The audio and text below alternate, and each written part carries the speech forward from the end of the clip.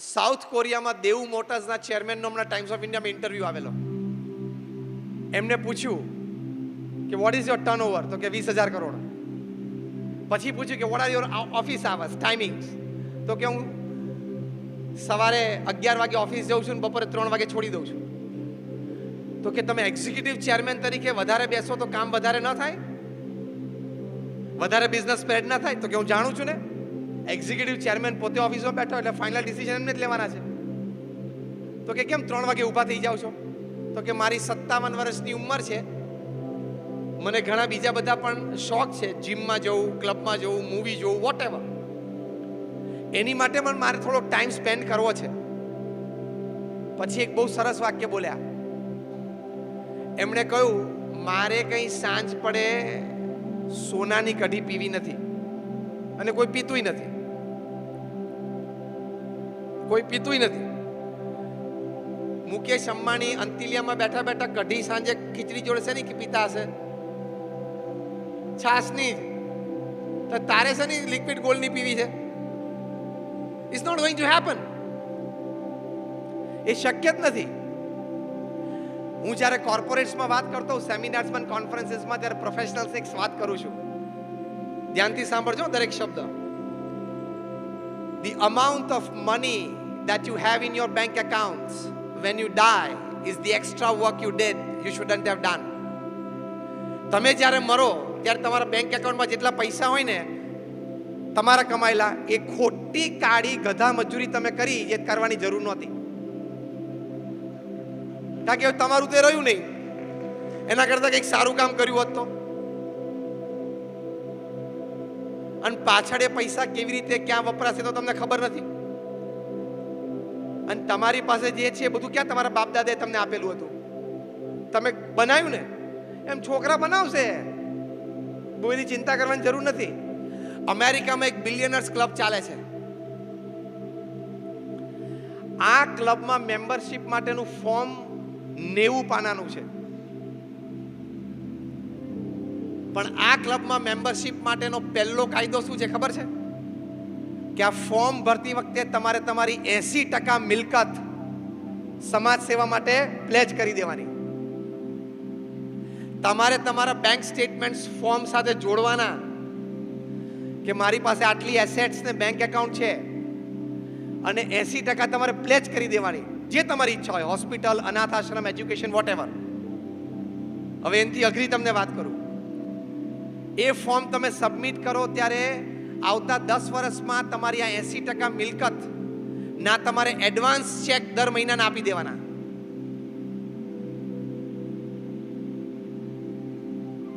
દર મહિનાને advance check આપી જ દેવાના. પછી જ તમારું ફોર્મ સ્વીકારે, તો તમે આ ક્લબના મેમ્બર થઈ શકો. મજા આવે એવી શરતો છે ને. આવી 30 આઈટમ છે. પણ આનું ફોર્મ ઓનલાઈન નથી, કારણ કે ઓનલાઈનનો દરજ્જો ઓછો પડે આ ફોર્મની ક્રેડિટ માટે. ટપ ટપ ટપ કરીને ડાઉનલોડ ના કરાય. હવે આ ક્લબના મેમ્બર્સ કેટલા હશે? કોઈ મેમ્બર થવા જ ના જાય ને આમાં થાય જાય. આ ક્લબમાં અત્યારે 560 મેમ્બર્સ છે. લોકો જીવન સમજ્યા છે કે money is not everything in life. તમે શાંતિથી ઘરે બેસીને વિચાર કરજો. આજે મારે તમને જે life is beautiful, life is wonderful, life is with dignity, એની તમને વાત કરું છું. એમાં શાંતિથી 2 લિસ્ટ બનાવજો કે things that money can buy and make you happy, and things that money cannot buy. જે ચીજો પૈસાથી ખરીદાતી હોય અને તમે આનંદમાં મજામાં રહી શકો, એનું એક લિસ્ટ બનાવવાનું. એમાં ગાડી ને, બંગલો ને, એસી ને, ફોરેન ટ્રીપ ને, લક્ઝરી બધું લિસ્ટ લઈ લેવાનું. અને જે ચીજો પૈસાથી નથી ખરીદાતી અને તમારે જીવનમાં આવશ્યક છે, એનું લિસ્ટ બનાવજો. Trust, friendship, goodwill, credit, relationship, love, આ બધું પૈસાથી નથી આવતું. પૈસાથી આવે છે, અને એની એકચ્યુઅલી વધારે જરૂર છે કે નહીં જીવન જીવવા માટે. એટલે પૈસાની જરૂર છે, એની ના નથી. ફિનાન્શિયલ સ્ટેબિલિટી સારી હોવી જોઈએ, એ જરૂરી છે. પણ તમારે અંતરદ્રષ્ટિ કરવાની કે ફિનાન્શિયલ સ્ટેબિલિટી એકવાર આવી ગઈ પછી તમે દોડાદોડ કરો તો એ તમે જીવનને સમજ્યા નથી. એટલો ટાઈમ તમારે કોઈ સારી પ્રવૃત્તિ માટે આપવો જોઈએ, તો તમને જીવનમાં સંતોષ ને આનંદ રહેશે. એટલે આ સમજણથી આપણે ત્રીજા 8 કલાક જીવવાના છે. Third 8 hours of the day are very important. If you can live it well, you win your life. If you can't live it well, you lose your life. એ ત્રીજા 8 કલાકમાં 3 F, 3 H અને 3 S. 3 F એટલે family, friends and faith. 3 H એટલે health, hygiene, hobby.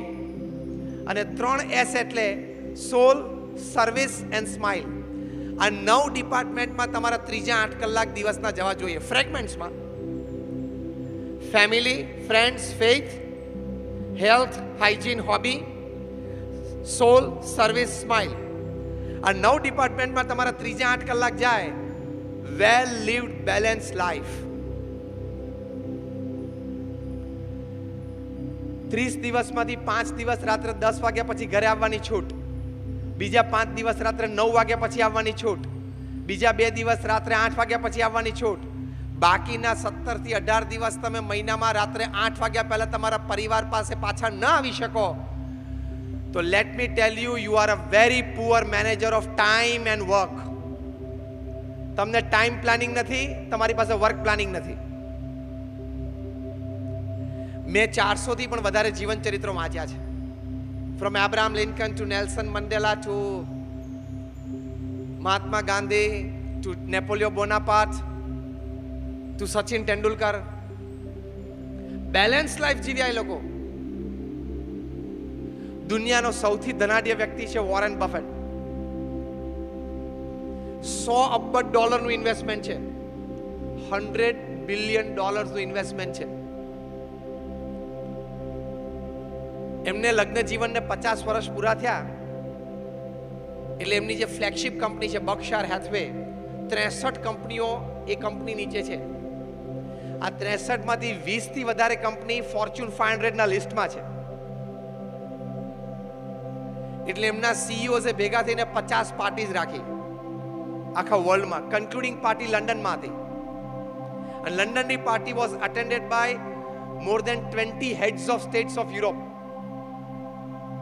તમારા દીકરાના લગ્નમાં 20 president ને prime minister આવે તો એ ક્રાઉડ કેવું, એ ફંક્શન કેવું કહેવાય. આવી રીતે બધા ઓડિયન્સમાં બેઠા હતા. વોરેન બફેટ ને એમના પત્ની બેઠા હતા. કોઈ રાજકોટનો નાગરિક ત્યાં બેઠેલો હશે, બુદ્ધિશાળી, એટલે એને હાથ ઊંચો કરે, જસ્ટ રેઝ હિઝ હેન્ડ અને કે સર મારે એક પ્રશ્ન પૂછવો છે. કારણ કે દરેક જણને 1 મિનિટ આપવામાં આવેલી ઓડિયન્સમાંથી. સ્ટેજ ઉપર આવીને પોતાનો એક નાનો પ્રસંગ કપલ સાથે, ઇન્ડિવિજ્યુઅલ કે એમના ફાઉન્ડેશન સાથે કંઈક શેર કરે. એટલે 2 કલાક સુધી એ કાર્યક્રમ ચાલ્યો. 100 જેટલી વ્યક્તિ સ્ટેજ ઉપર 1 મિનિટ માટે આવી ગઈ.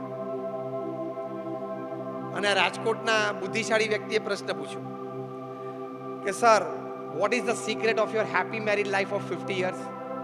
50 વર્ષનું સુખી લગ્ન જીવન. જો સુખી શબ્દ વાપરેલો આગળ.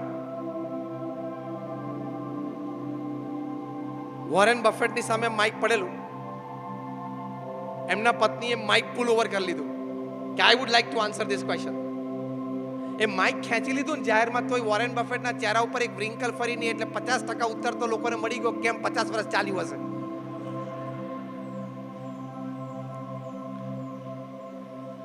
પછી વોરેન બફેટના પત્નીએ કહ્યું કે there has not been a single day in our married life of 50 years where me, my husband, my children, we have not sat together for dinner at 8 p.m. અમારા લગ્ન જીવનનો એક પણ દિવસ એવો નથી જ્યારે અમે ફેમિલી સાથે